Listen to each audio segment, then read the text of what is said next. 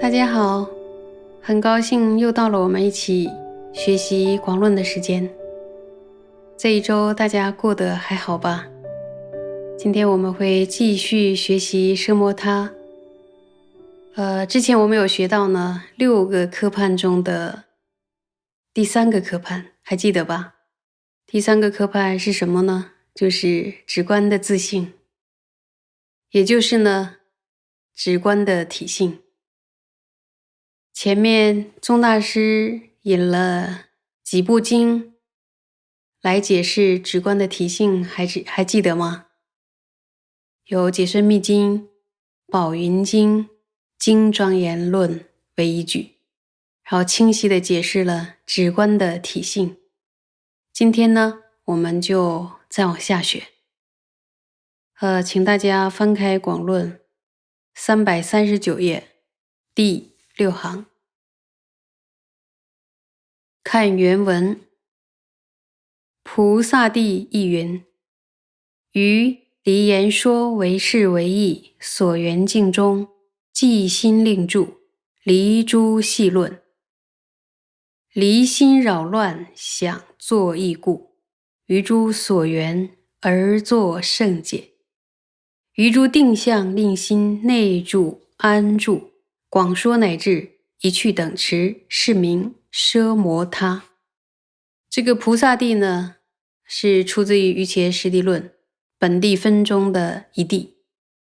瑜伽师地论呢，总共有5个部分，依照次第呢，给大家略说一下。比如说本地分、摄觉作分、摄事分、摄意门分，还有摄事分。本地分呢，共讲了17地，菩萨地呢是其中的15地。那么17地是哪个17地呢？有没有同学读过瑜伽师地论呢？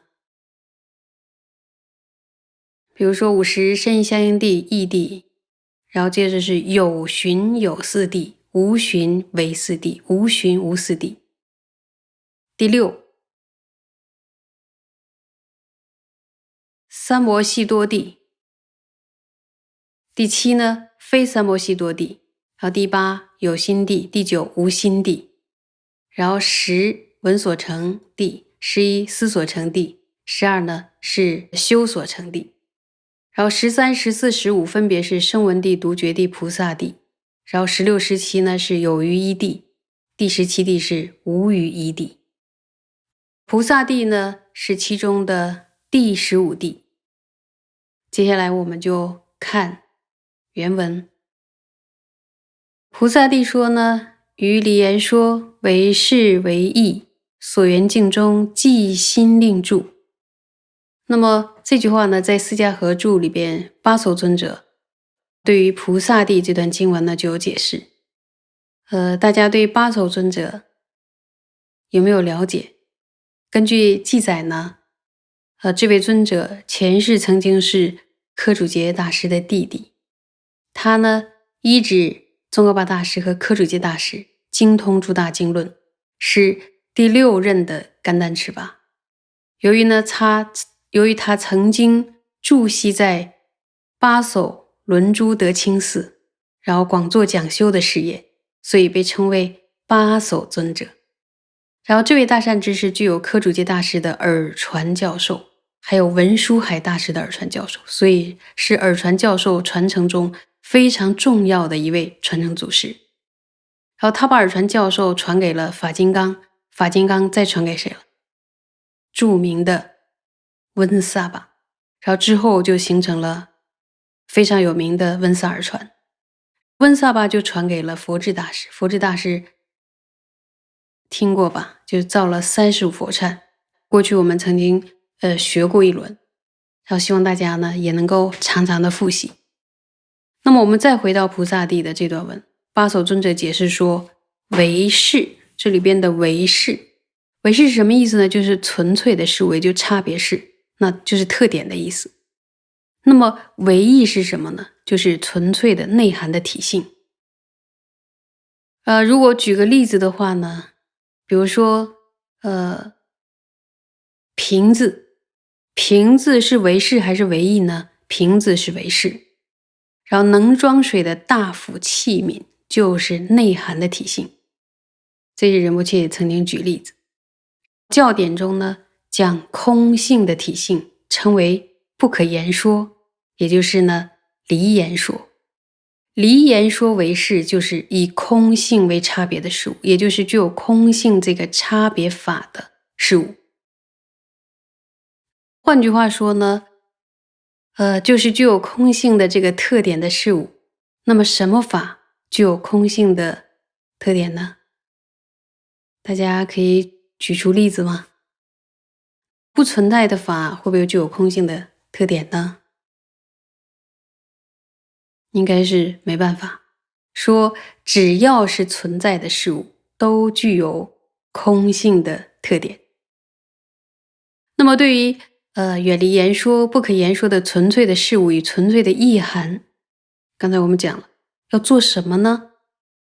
寂心令住，就是令心呢投注在这样的一个所缘上。然后投注是什么意思呢？就是令心直取这样的所缘。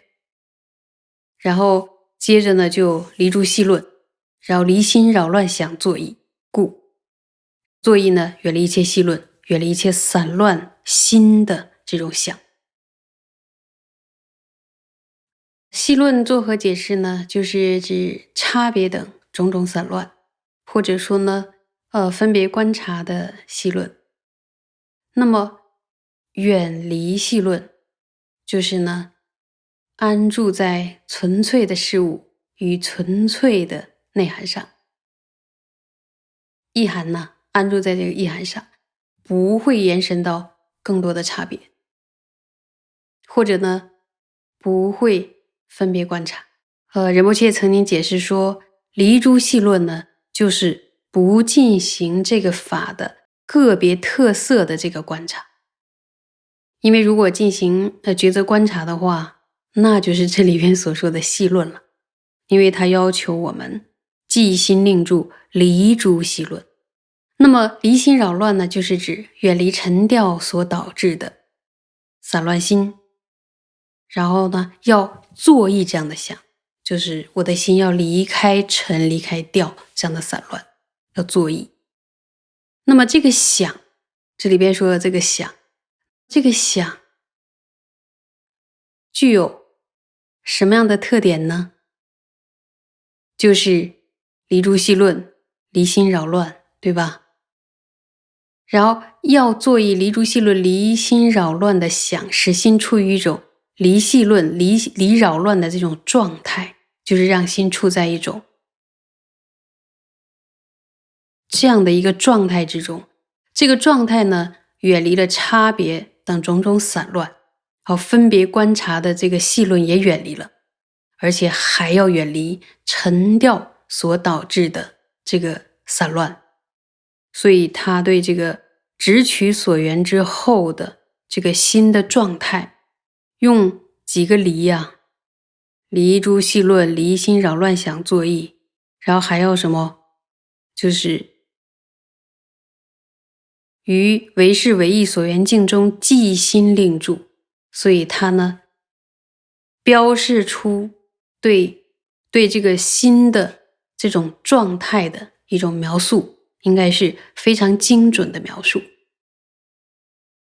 作意离诸细论，离心扰乱的想之后要做什么呢？于诸所缘而作圣解，于诸定向令心内住安住，广说乃至一去等持，是名奢摩他。那么我们先解释一下圣解。那么圣解呢，其实在不同的地方有不同的解释。然后在此处呢，巴所尊者解释为圣解一切所缘，也就是修持一切所缘的这个意思。那么呢，对于内在的定向，然后这里的定向呢，就是指定的所缘。对于定的所缘要做什么呢？要令心内住安住。乃至呢到专注一去，到等持，然后从内住一直到等持，这中间呢要总共9个，就是9住心。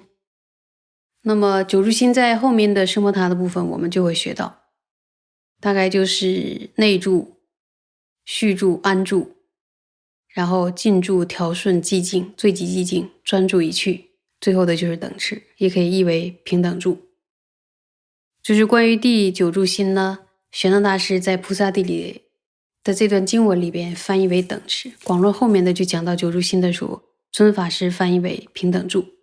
虽然呢就说翻译的名词是不一样的，但实际上指的是同一个住心。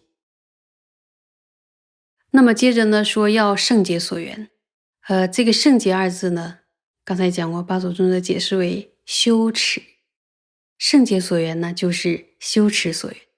那么还记得什么叫修持？广论前边有没有学过呢？在哪个部分学过呢？那么修持轨理部分有讲过吗？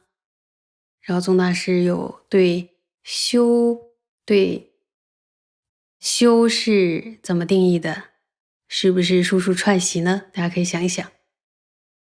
那么说到数数串习，这里边有一个习字，还记得《论语》里讲说学而时习之，不亦说乎？那么这个习原来说就是鸟数数拍翅膀，然后才能飞翔，所以它要数数的练习，一遍又一遍的练习。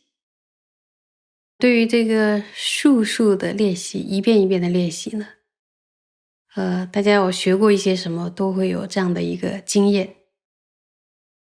比如说，一只小鸟，它的羽毛开始慢慢的丰满了之后，它要跟它妈妈要带它学飞。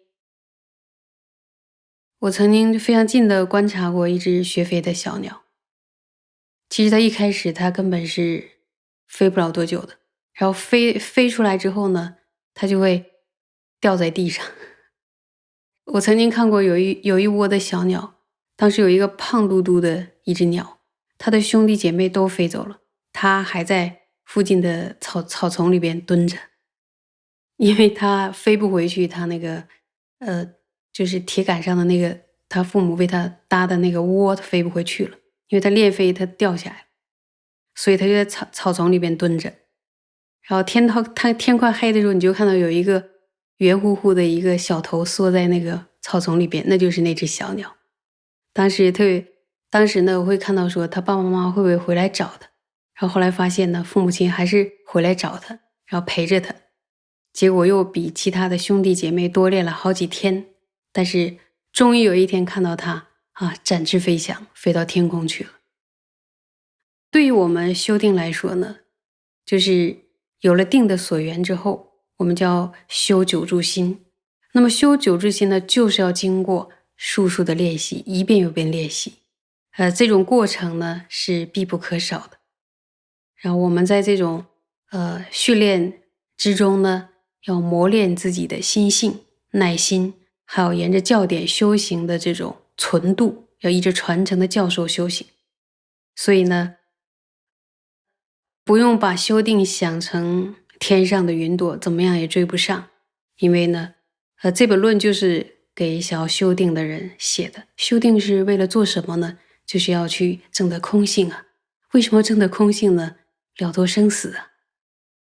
所以对于定的所缘，修9住心，这就是呢今天所讲的奢摩他。然后上面这段呢，菩萨地的原文就是讲了修习奢摩他的方法。希望大家今天听了能生欢喜心，发欲求心，将来我们一起呢来修9住心，乃至初禅等以上的禅定，用这样的禅定的摄持力呢，然后去闻思空性，去证得直观双运。谢谢大家。